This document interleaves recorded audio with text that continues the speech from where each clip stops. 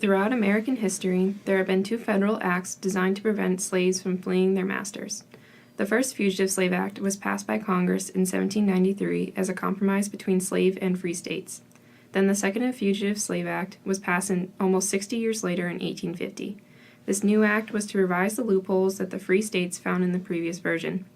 Congress passed more provisions in regards to the runaway slaves and harsher punishments for those who had harbored the fugitive slaves. This new act required citizens to help capture the runaway slaves and rid the slaves of a right to a jury trial. Henry Clay helped pass this new version of the act to suppress the ever-increasing calls for Southern secession. In doing so, those who denied this law were made to pay a $1,000 fine and up to 6 months in jail. Enforcement increased at this time as well, as Southern states scrambled to hold onto the slave trade. With this, the Underground Railroad hit its peak in response to more and more slaves entering back into slavery even after being freed. Runaway slaves used the Underground Railroad as a means to flee the country for ultimate freedom. Eventually, these slave acts were revoked, but only after the Civil War. With the narratives we have read in class, these fugitive slave acts greatly impacted each author and/or slave character. Frederick Douglass had a major role in the fight against this legislation. In 1851, the Anti-Fugitive Slave Act Convention was started with his help. The meeting was held in January of 1851 in Syracuse, New York, where Douglass himself was the president. They created a list of 17 resolutions to the horrendous act, ranging from pledging to never assisting with this law, creating colleges for African Americans, and supporting those already in existence. Frederick Douglass was affected by the act when attempting to escape his own cruel master. The law was a deterrent for most slaves who became afraid of the repercussions if they were ever caught. Harriet Jacobs, on the other hand, had children and other family members to worry about if she would leave her master. She took brave measures to ensure that her children were sent far away from her overbearing and resourceful master, and that her escape was going to last the rest of her life.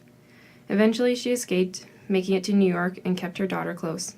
With the addition of the Second Fugitive Slave Act, Jacobs expressed worry as even being in a free state wouldn't be safe enough for her family.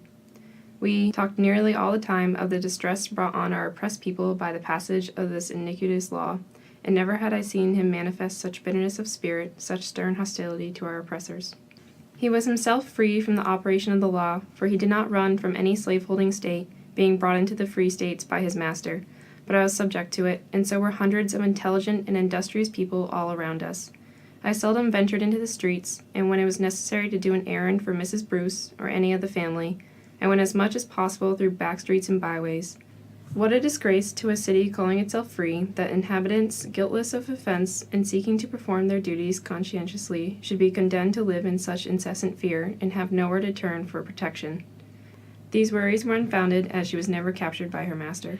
Other members in society that experienced the effects of the new slave legislation included those that may not have shared the same skin color as the two previous authors. Harriet Beecher Stowe was a woman who came from an Orthodox Calvinist family. Her religious background and social consciousness helped her to come to the decision that slavery was not an institution she would support. The death of her own child helped her to realize the pain slave mothers faced daily.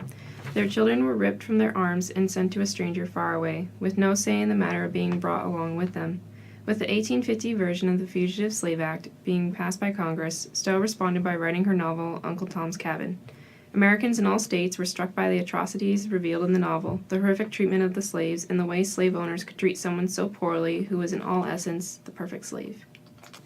In the novel, beloved by Toni Morrison, the Fugitive Slave Act has disastrous impacts upon a certain young mother, who at the time escaped from slavery with her 4 children. Yet with the slave law of 1850, Setha and her children were allowed to be recaptured as they were property. To keep her children from going back into slavery, she kills her daughter and attempts to do the same with the other 3 children. Eventually, she is freed but has to live with the ghost of her daughter. Beloved is based on a true story and was a celebrated case. At the time, it helped prove how hurtful this act was. Now, slaves were killing their own to avoid living the life of a slave, debunking the myth of the happy, contented slave. The Fugitive Slave Act of 1850 created the final crack in the divide between the North and the South leading up to the Civil War. Stowe sympathized with slave mothers through the pain she experienced with the loss of her own child. Setha had to suffer the consequences of protecting her children from the brutal institution of slavery. Jacobs had to watch her children grow up without her love and support to protect them. Once she did escape, she was astounded by the new law and afraid for her own well-being. Douglass had this fear as well, hindering him in his first attempt at the escape from slavery. He later organized and became the president of the Anti-Fugitive Slave Law Convention, keeping up strong resistance against the law.